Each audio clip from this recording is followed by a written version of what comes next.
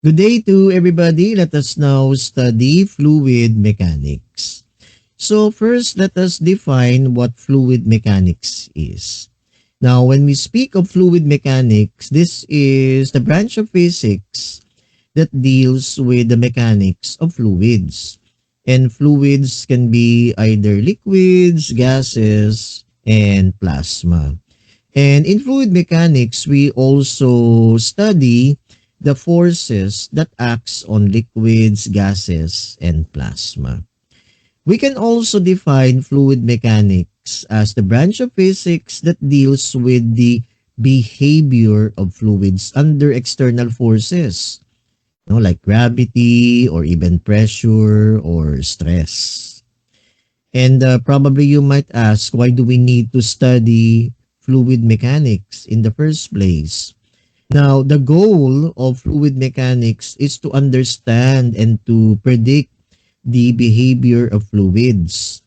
Why? Why do we need to understand? So that we can design or even build efficient systems and structures that are associated with fluids, like pipes or let's say a water pump. We can design efficient gadgets that are associated with these fluids.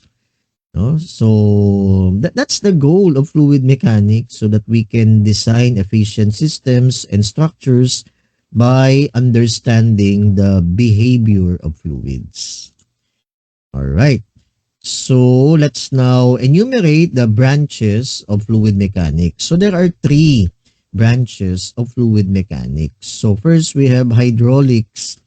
When we speak of hydraulics deals with the flow of liquids. All right.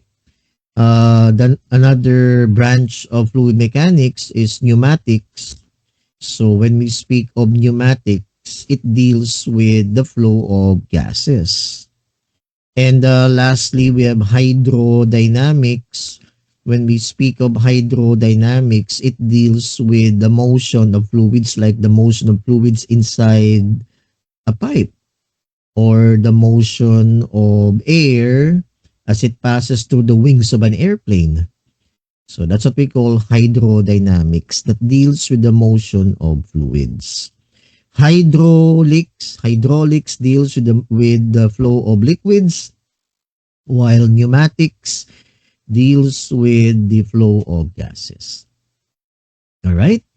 Okay, so at this point, let us now enumerate the different properties of fluids. And one important property of fluids, whether it is liquid or gas, is pressure. And what is pressure? Pressure is the measure of the force exerted per unit area. And we can express this mathematically. So pressure is equal to F over A area. So F over A. F is force, over A is area. And the pressure is a scalar quantity. That is a force exerted on a unit area. That's why pressure P is equal to F over A. All right, and the pressure is exerted in all directions. And the pressure at a point in the fluid is equal in all directions. All right, in a fluid at rest, the pressure is transmitted throughout the fluid without any loss or increase. So this is known as hydrostatic pressure. So pressure is exerted in all directions. Now, let's take this as an example. So here we have a tall tank. So, meron tayo ditong mataas na tangke. Let's imagine, tangke ito ng tubig. And we have holes, may mga butas. Tatlo yung butas dito. Ayan, so we have one hole here near the top of the tank. We have a second hole dito sa gitna. And we have a third hole near the bottom of the tank. Alright, and ano bang sinabi natin kanina, that pressure is exerted in all directions, no? As you can see here sa ating illustration, we have arrows representing yung exertion of pressure in all directions. no? So equal yan. But by principle, as we go deeper dito sa tank, the pressure actually increases, no? As compared to the pressure near the top, hindi masyadong mataas yung pressure sa taas ng tangke na to. But as we go deeper, the pressure increases. Okay? So, increase in depth will increase the pressure. So, habang lumalalim ka dun sa tangke, as we go deeper, tumataas yung pressure. Increase in depth, that is equal to increase in pressure. So, since may mga butas ito and mataas yung pressure near the bottom, so yung pressure dun sa ilalim will force the water at greater speed. So, mas forceful yung paglabas ng tubig dun sa butas near the bottom. So, tingnan nyo yung flow ng tubig, medyo horizontal yung flow ng fluid or ng liquid dun sa hole near the bottom. Okay? This is in contrast with the hole at the middle. So, since nasa gitna yung hole, hindi masyadong mataas yung pressure doon. So, the water is not forced out, no, in the manner dun sa ilalim. Kasi mababa lang yung pressure dun sa gitna. So, hindi masyadong natutulak yung water palabas, no? And compare that to the holes near the top, hindi rin masyadong mataas yung pressure.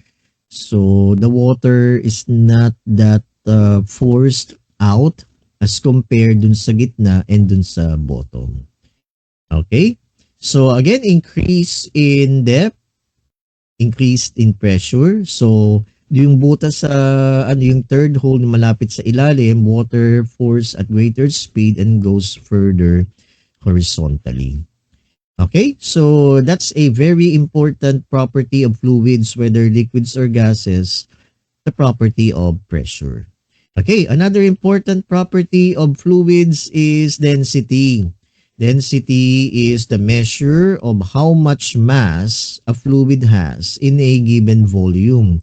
And we can express this mathematically. Density is mass over volume. Alright? And it is usually expressed in grams per cubic centimeter. Grams kasi measure yan ng mass, di ba? Cubic centimeter measure volume yan. So density is mass over volume, so grams per cubic centimeter. Okay? And ang density ng fluid, again, is proportional to the mass in a given volume. So the greater the mass in a given volume, the denser is the fluid. The denser the fluid is, the more mass it has in a given volume. So let's take this as an example. Alright, so we have here more mass. Okay, yan. So yung mga molecules, yan yung red, yung mga red spots na yan or balls. Yan, yung that represents the molecules.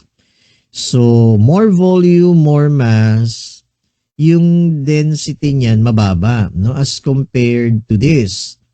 No, less volume, less mass, higher yung density niya. Kasi mas maraming molecules in a given volume as compared to this. Kasi ang nangyayari dito, the molecules are spread out, so hindi siya ganun ka-dense as compared to this, yung maliit na cube with more molecules, tapos less yung volume niya, so mas higher yung density niya. Alright? Okay, so that's the concept of density. Okay, so the amount of matter in a given volume. So baka may magtanong sa inyo, sir, marami naman tong matter di ba? Maraming molecules. Kaya lang ang problema kasi yung volume. So, pag malaki yung volume, the molecules, they tend to spread out. So, nagiging less dense yung fluid. No? Unlike yung maliit na cube. So, maliit yung volume niya, pero siksik yung mga molecules. So, that makes the fluid, whether liquid or gases, more dense, no? Higher density. Alright? So, there, that's the concept of density. And in liquids, we have here examples of liquids with their corresponding densities. Kasi pag sinabi nating density, ito yung bigat ng liquid or ng gas. No, like for example, honey. Ayan, no? Ang honey medyo mabigat so nasa ilalim siya ng container. Then next we have liquid soap. Yung liquid soap nasa itaas kasi less dense yan. Then water. Yun yung reference natin. Water has a density of 0. Then we have olive oil. Yan yung mga langis medyo less dense yan. So they are on top of water. Tapos ethyl alcohol. Low ang density niyan. Pag low ang density, magaan. Kaya ang alcohol nasa surface. Okay, water's our reference. Yung honey mabigat siya, dense yan. So nasa ilalim siya ng glass container. Alright? So that's how we represent density. Okay, then we have viscosity. Now viscosity is another property of fluids. Pag sinabi nating viscosity, this refers to the thickness, yung lapot. Now, this is a measure of a liquid's resistance to flow. In other words, yung lapot ng fluid. That is viscosity. The more viscous the fluid is, the more resistant it is to flow. Yung resistant to flow meaning mahirap siya mag-flow, parang ang bagal-bagal niya mag-flow. Like honey, for example, honey is viscous, kaya di ba mabagal siya mag-flow? Unlike water, mabilis mag-flow ang water. So, hindi siya ganun ka-viscous. In viscous, ang ibig sabihin lang yan, yung lapot. No? Alright, viscosity is usually expressed in terms of centipoise. Yan, CP. Alright guys, so yun ang sinasabi ko kanina. Viscosity is the measure of a liquid's resistance to flow. Yeah, water has a lower viscosity. 1 centipoise nga ang water no, compared to honey. Ang honey kasi malapot. Diba? So mataas ang viscosity ng honey. Ayan, 12,200 nga centipoise. Malapot ang honey. Alright? Okay, viscosity again is a measure of the fluid's resistance to flow. It is influenced by the internal friction between molecules in the liquid. High viscosity fluids resist flow and have a thick consistency, meaning malapot siya. No, like honey and molasses. While low viscosity fluids flow more easily and have a thinner consistency like water. Yan, they flow more easily, mabilis mag-flow. Yung katulad ng tubig. Viscosity is crucial in various fields, no? Including physics, engineering, and industry, affecting the performance of liquids in processes such as lubrication, transportation, and manufacturing. Now, like for example, let's zoom in on lubrication, di ba? Ang mga langis, yan, yung mga langis sa kotse, dapat viscous yan. The more viscous the lubrication, mas maganda. It will reduce friction. Unlike yung mga langis na hindi masyadong viscous, ako delikado yan. In yung performance ng langis ay mababa no, compared to motor oil na talagang viscous. So viscosity really affects many fields or areas in our lives, no, like lubrication. Yan, yung mga motor oil dapat viscous, yung mga grasa, no, viscous dapat yan. Okay, the unit of measurement for viscosity is typically expressed in terms of poise or Pascal per second. Okay? So that's the concept of viscosity. And we have here examples of fluids with their viscosity. No, like air. Ayan yung unit niya is centipoise. Yan, CP, centipoise. Air is 0.02. Acetone, 0.3 centipoise. Yan, methanol, 0.6. Water is 1. Yun ang reference, water 1. Ayan, so talagang yung air hindi masyadong viscous. Ethanol, yeah, 1.2. Olive oil, yan, viscous na to. Motor oil, 540 centipoise. Maple syrup, honey, 12,200 centipoise. Molasses, 20,000 centipoise. Yan, talagang malalapot yan. Okay? Pero hindi nyo naman pwedeng ilagay yung honey as a substitute for motor oil. Di ba? Iba yan. Okay? Kasi baka langgamin lang yung makina ninyo sa honey. Or ano yun, ng mga bubuyog. Alright guys. O yun, molasses. Naku, matamis yan. Ano yan eh? Sugar yan eh. Ayan, baka pag nilagay nyo yan sa makina ng kotse, langgamin. Okay guys, so there, yan yung examples ng fluid with their corresponding viscosity. Alright, so at this point, let us now apply the principles of fluid mechanics. So the first, let us now zoom in on what we call the Bernoulli's principle. Okay, ano ba ang Bernoulli's principle? Now, in fluid dynamics, Bernoulli's principle states that an increase in the speed of a fluid occurs simultaneously with a decrease in pressure or a decrease in the fluid's potential energy. Take note of the highlighted statement. An increase in the speed of the fluid occurs simultaneously with a decrease in pressure. So that means that the greater the speed of the fluid, there is a corresponding decrease in pressure. So that means if the fluid is slower, there is greater pressure. The faster the flow of the fluid, the lesser is the pressure. Pressure decreases if the fluid is of greater speed. If the fluid is slower, then there is an increase in pressure. So that's the essence of the Bernoulli's principle. The principle is named after Daniel Bernoulli, a Swiss mathematician who published it in 1738 in his book Hydrodynamics. Alright, so everybody kindly take a look at this illustration of a pipe. Yan, and you will notice at the middle of the pipe may parang constriction. So the diameter is less as compared dun sa bandang dulo, no, malalaki yung diameter ng pipe. Pero sa gitna, maliit yung diameter. Alright, so as the fluid flows in dun sa pipe na yon,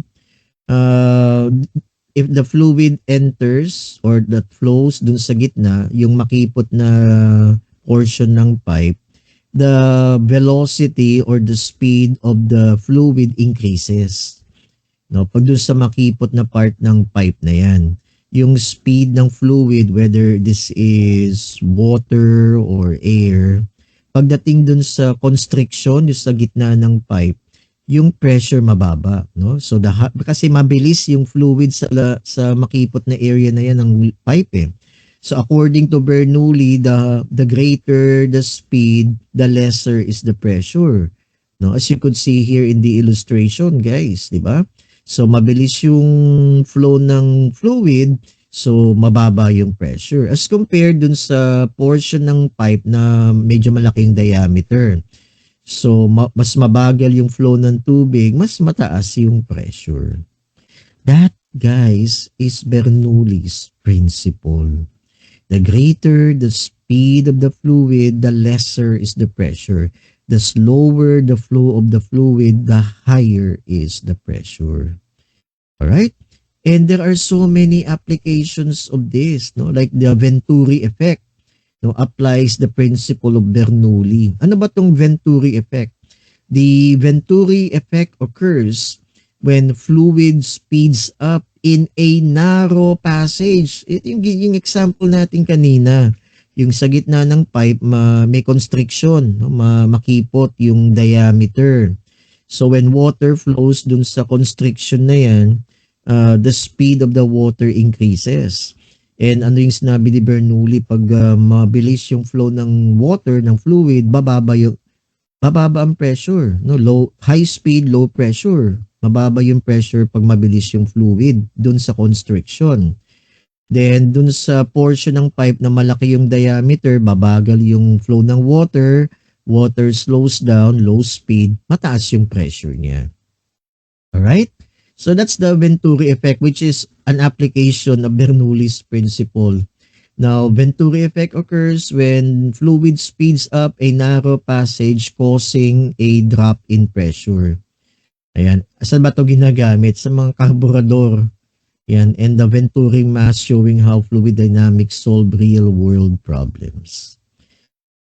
Okay, so there, and there are so many applications of the Bernoulli's principle like in aviation, no? Sa mga eroplano. The Bernoulli's principle can be used to calculate the lift force on an aerofoil, yung pakpak ng eroplano. So if you will cut the airplane wing cross-sectionally, ganito yung magiging shape niyan. So if you will notice, dun sa surface ng wing, a curve, no? The top portion of the wing is curved. Okay, and the bottom part of the wing is flat. So when air flows dito sa wing of an airplane, mas mabilis yung air dito sa top part, no? Dito sa may curved part ng airplane. Because the air has to travel a longer distance kasi curved siya. So mabilis yung speed ng air, no? And pag mabilis yung speed ng air, ano yung effect niyan sa pressure? There is less pressure. 'Di ba? Low ang pressure dun sa taas ng wing ng airplane kasi mabilis yung flow ng air. No, unlike dito sa baba ng wing kasi flat ito, so that means yung flow ng air ay mabagal, no? Airflow is slower, low velocity. Pag low ang velocity, anong sinabi ni Bernoulli? Pag low ang velocity, mas mataas ang pressure. And this high pressure at the bottom of the wing creates the lift of the airplane. Ayan, due to pressure differences, high pressure at the bottom of the wing and low pressure at the top of the wing, this will create the lift necessary for the plane to fly. Alright? Yan. If the air flowing past the top surface of an aircraft wing is moving faster than the air flowing past the bottom surface. So, mas mabilis yung flow ng air sa taas ng pakpak. No, kasi curve nga yung shape ng wing sa taas. So, mas mabilis yung airflow. And pag mabilis yung airflow, mababa yung pressure. No, unlike yung flow of air sa ilalim kasi flat yung ilalim ng pakpak. So, flat yung ilalim, slower airflow, greater pressure. Alright? Yan. So, if the air flowing past the top surface of an aircraft wing is moving faster than the air flowing past the bottom surface, then Bernoulli's principle implies that the pressure on the surfaces of the wing will be lower above than below. So, mas mababa yung air pressure sa taas, yung air pressure sa baba mas mataas. No? Kasi mabagal yung flow ng air sa baba, unlike yung flow of air sa taas. Faster airflow, lower ang pressure. Slower airflow, mataas ang pressure. This pressure difference results in the upward lifting force in the airplane's wing. Fantastic, isn't it? Diba? That's the principle of the airplane's wing, yung aerofoil. Ayan, no? Alright? So, yung green na broken lines that represents the flow of air sa taas ng pakpak. Diba? Yung red broken lines, yung air that flows below the wing. Now, since curve yung pakpak ng eroplano above, airflow will be faster. Mas mataas ang velocity ng air sa taas ng pakpak. And pag mabilis ang flow ng air, mababa yung pressure. There's lower pressure. As compared to the airflow below the wing. Mabagal yung airflow below the wing. So according to Bernoulli, the slower the flow of air or fluid, mas mataas yung pressure. Low velocity, higher ang pressure. And because of the pressure difference above and below the wing, mataas yung pressure sa baba, that will create the lift necessary for the airplane to fly. Alright, so that's the principle of Bernoulli.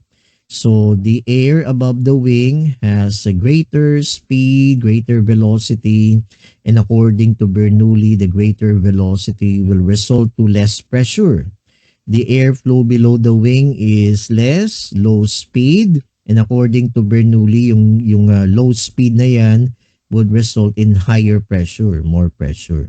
So yung pressure below the wing is greater than the pressure above. So yung greater pressure below the wing will create the lifting force of an airplane. Alright, so fantastic. We have here other examples of Bernoulli's principle like the atomizer, yung spray. Alright, so pag pinisil nyo yung pink na yan, ano bang tawag dyan? So that will force the air, mabilis yung flow of air dun sa opening. Pag mabilis yung flow of air, that will result in lower pressure dun sa tube. Pag lower yung pressure sa tube, that will force yung liquid dun sa sprayer out. So lalabas yung fluid, magi-spray siya. Diba? So the difference in pressure between the top and the bottom of the tube draws the perfume. Ito naman, a perfume bottle ito, upward. So pag pinisil nyo yung pink na yan, yung bulb na yan, di ba? So that will force the air out, mabilis yung flow ng air. So bababa yung pressure sa loob ng tube. Pag mababa yung pressure sa loob ng tube, yung fluid dun sa loob ng bottle na yan will be forced out. Okay? Oh, in this case, perfume. So yan, that's the atomizer or the sprayer. Yan, which is an application of the Bernoulli's principle. So isn't that fantastic, guys? Diba? Alright? Ito din, yung tinatawag na, if you're familiar with this type of boat, ang tawag dito ay hydrofoil. No, yung hydrofoil, meron siyang pakpak sa loob. May hydrofoil sa ilalim ng boat. So parang ano yan, pakpak ng eroplano. Instead of air, tubig yung dinadaanan yan. So as the boat moves forward, the water above the hydrofoil is of higher velocity. So pag high velocity, di low ang pressure. So unlike do sa ilalim ng hydrofoil, yung water that flows below the hydrofoil is less. And pag less yung velocity ng water, that is equal to higher pressure.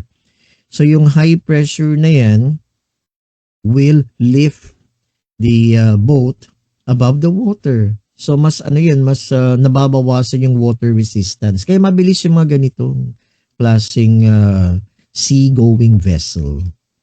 Alright? Ang tawag dyan ay hydrofoil. Okay guys, ayan, kagaya nito. Ayan, no? So, itong surfboard, ayan, may hydrofoil siya sa ilalim. Ayan, no? So, as the surfboard moves forward, yung pressure sa taas ng hydrofoil mababa, yung pressure sa ilalim mataas. So, that will lift the surfboard. Alright? O, eto din. Here is a demonstration also of the Bernoulli's principle. Ayan. O, bakit hindi na yung ping pong ball, 'di ba? The principle there is this. Ayan, no? So the ping pong ball stays within the column of air coming from the hair dryer. Ito. O, bakit? Because of air pressure. The air coming from the hair dryer is moving faster than the air around it. Ayan, 'di ba? So, mababa yung pressure dito kasi mabilis yung flow ng hangin dito sa ping pong ball dito yung sa ano. So, mababa yung pressure niya. So, natutulak pa loob. Okay, the air coming from the hair dryer is moving faster than the air around it, and this means that it has a lower air pressure than the air around it. Diba? So, the ping pong ball is kept within the column of lower air pressure. no, because of the higher pressure surrounding it. Ayan, no, yun yung principle, di ba? You can demonstrate this sa bahay, kuha kayo ng ping pong ball sa kayong hair dryer ninyo. And you can impress your pamangkin. Alright, so there. Okay? Alright, ito din. No? Ano yung principle nito? Bakit parang namamagnet yung dalawang balloons? Again, this is an application of Bernoulli's principle. Kasi pag binugahan nyo ng hangin yung gitna na yan, mabilis yung flow ng air, that will create a lower pressure kasi mabilis yung flow ng air, di ba? The greater the air that flows, the lower is the pressure. So natutulak yung balloon paloob. Kasi yung pressures dun sa gilid mataas as compared to the pressure dun sa gitna. No, because of the moving air. Alright guys, so again, that's another application of the Bernoulli's principle. Ayan, ito din, no? In biology, in medicine, ayan. Now, when arteries can become constricted with plaque, no, yung mga taba, di ba? Minsan yung mga arteries natin na there are fat deposits. No, ang tawag doon ay plaque. Especially if one eats a poor diet, yung kumakain lagi ng taba, ng karne, and doesn't exercise. The red streamlines show the path of blood as it veers around the plaque, as you can see in our illustration. The situation is similar to air flowing around the curved airplane wing. So, ano ito parang pakpak ng eroplano pag may bara dito. So, mabilis yung flow ng blood dito. So that will tantamount to a lower pressure. Diba? Pag mabilis yung flow ng dugo, mababa yung pressure. Okay? The pressure is lower where the fluid is flowing faster, yung dugo. The pressure difference can dislodge the plaque. The plaque can then lodge in and block a smaller artery. If it blocks an artery supplying blood to the heart, a heart attack can ensue. Ayan So, yan yung relationship between heart attack and Bernoulli's principle. Alright? So, fantastic guys. What about Bernoulli and our vocal cords? Ayan, so ito yung vocal cords natin. Ayan yung puti na yan, that's cartilaginous, and yung vocal cords. So, the Bernoulli effect plays a crucial role in vocal fold vibrations, specifically in the closing phase of the vibratory cycle. Ito yun, yung pagsarado parang slit. Pag yung opening ng vocal cords ay parang slit na ganyan, ibig sabihin mabilis yung flow ng hangin dyan. Pag mabilis yung flow ng air dun sa slit na yun, slit-like opening, mababa yung pressure. Pag mababa yung pressure, dun siya magbabibrate. Yan. When air flows between the vocal folds, it creates a pressure drop, negative pressure due to increased airflow velocity. And this negative pressure pulls the folds back together. This effect combines with the elastic recoil of the vocal folds, and it helps to sustain the vibrations and produce sound. Okay? So ito yan, nakikita nyo, pag ang opening ng vocal folds ay parang slit, parang slit lang, yung airflow niyan mabilis. Pag mabilis yung flow ng air, that will create a pressure drop or negative pressure, mababa yung pressure. So, dun siya magbabibrate. Okay? Ayan, when air flows between the vocal folds, it will create a pressure drop, mababa yung pressure due to increased airflow velocity.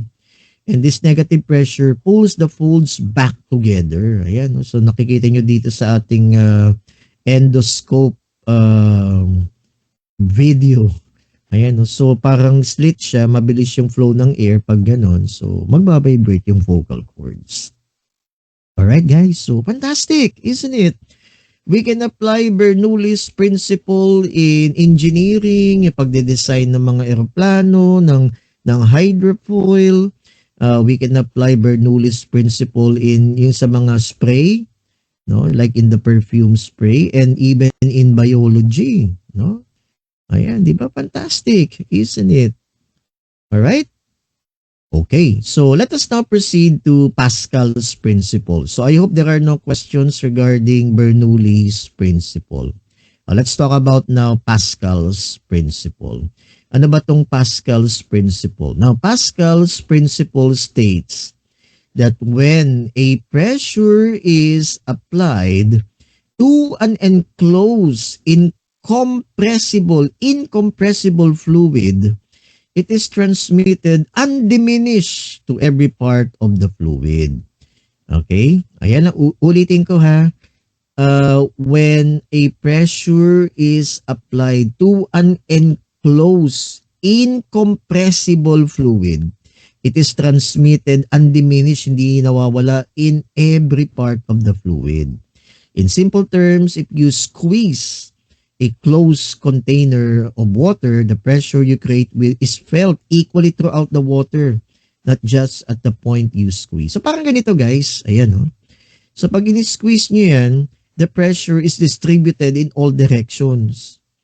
So yan yung Pascal's principle. Pag in-apply nyo ng pressure, eto, enclose yan eh. Yan, like ito, enclose yung bola na yan.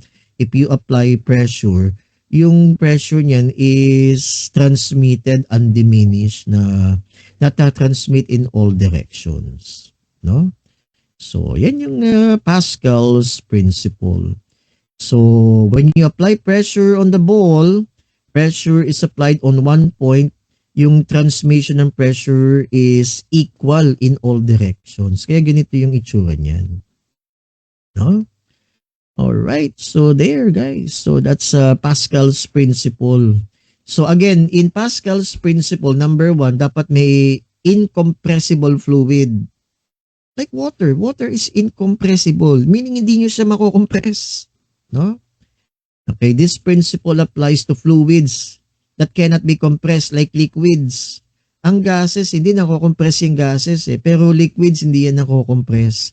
So in Pascal's principle, dapat liquid, no? Hindi gases. Okay, yan. Kasi ang fluids, liquids cannot be compressed.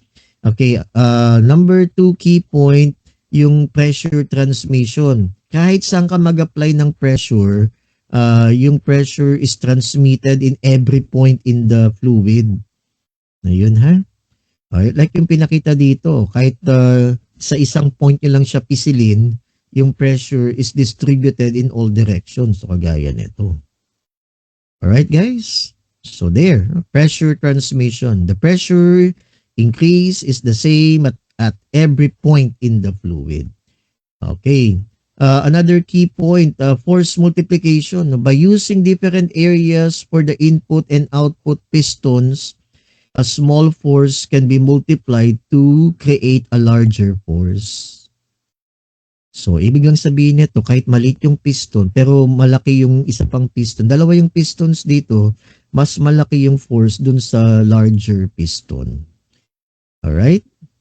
Okay, and ginagamit ito sa mga hydraulic systems. This principle is the foundation of hydraulic systems na ginagamit sa mga car brakes, sa hydraulic jack, and construction equipment. So, this is what we meant by applying Pascal's principle. Ayan, so we have here what we call a hydraulic jack or a hydraulic lift. So, dalawa yung pistons natin. We have a smaller piston and a larger piston. So, you apply a small amount of force sa small piston. Yung pressure is multiplied in all directions. So, dito sa malaking piston, mas malakas yung force, no, na lumalabas so that you can lift an automobile. No, the pressure exerted at one surface of an incompressible fluid is equal to the pressure exerted on any other surface. This allows a small force applied to a small area to be converted into a large force, no, applied to a larger area, like kagaya nito, yung malaking piston. So, kahit na small force ang i-apply nyo dito sa small piston, namumultiply yung force dito sa large piston. That's why you can lift heavy loads like this pickup truck. Small force lang yung in-apply pero malaki yung force na lumalabas. This is called a hydraulic lift. applying the principle of Pascal. Alright? So there. So a small amount of force is applied on the small piston. The pressure is distributed in all directions dun sa larger piston. So a larger amount of force goes out dun sa large piston, and that large force is enough to lift an automobile. Ayan. So this is a hydraulic lift. Ginagamit din ito sa brake system ng kotse. Hydraulics class. Ayan, this is called the hydraulic brake. So, di ba, may brake fluid. Ayan, no? So, merong may small piston, may cylinder, di ba?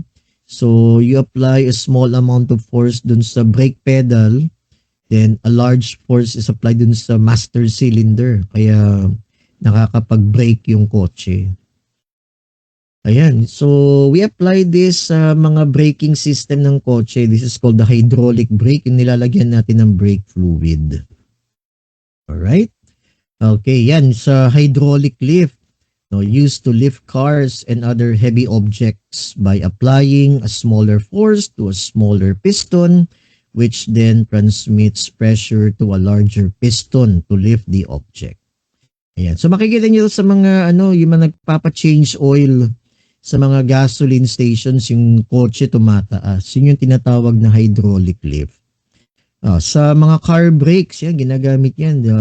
Yung principle ni Pascal, ginagamit yan sa car brakes.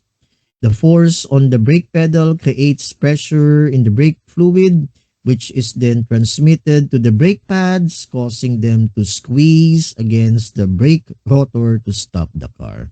So, yun ang tinatawag natin na hydraulic brakes sa kotse. Alright? Yung mga hydraulic presses, yan yung makikita sa mga paggawa ng mga dyaryo. Ayan, to compress materials or force objects together, leveraging the principle of pressure transmission through a confined fluid. Kasi may pinipisat, gano'n, hydraulic press.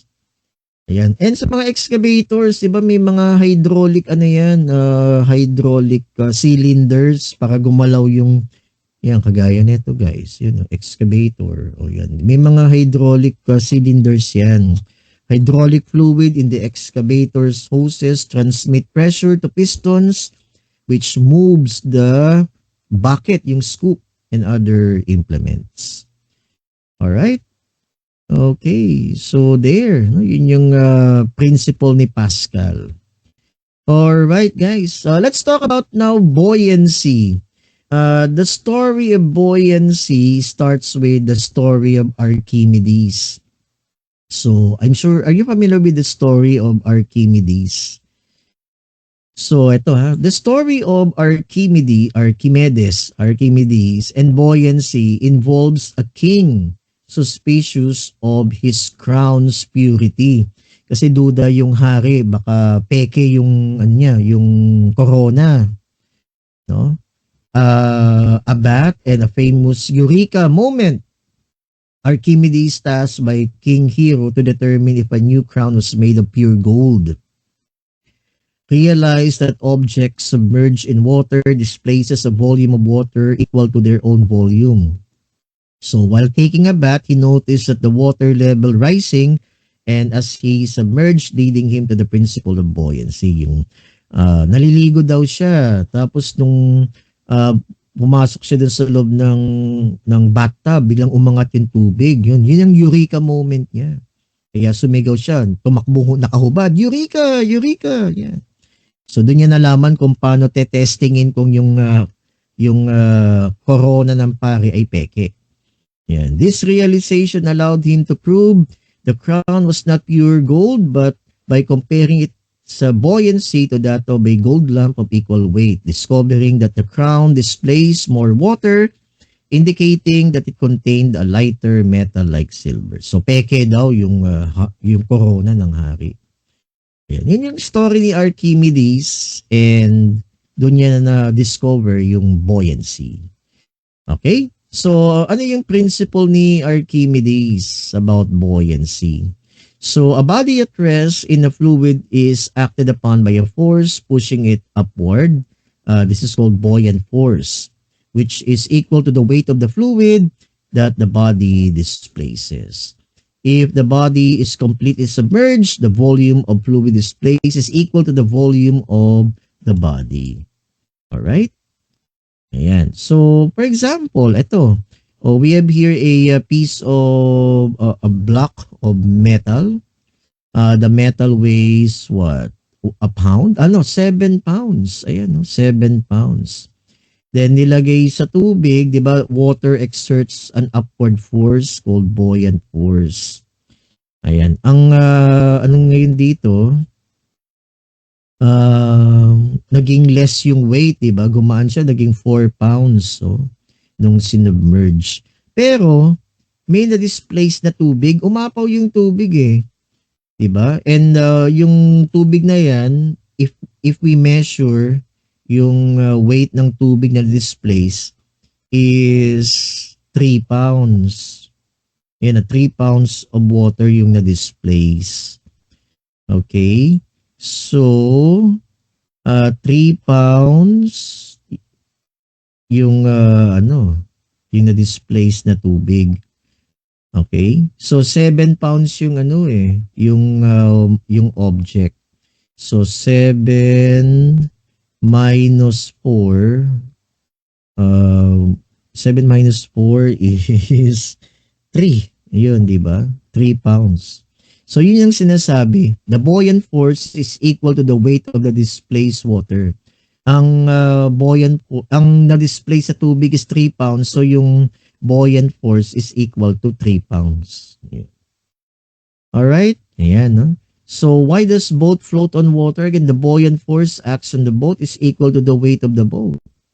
The weight of the boat is 40,000 newtons. So yung buoyant force is also equal to 40,000 newtons.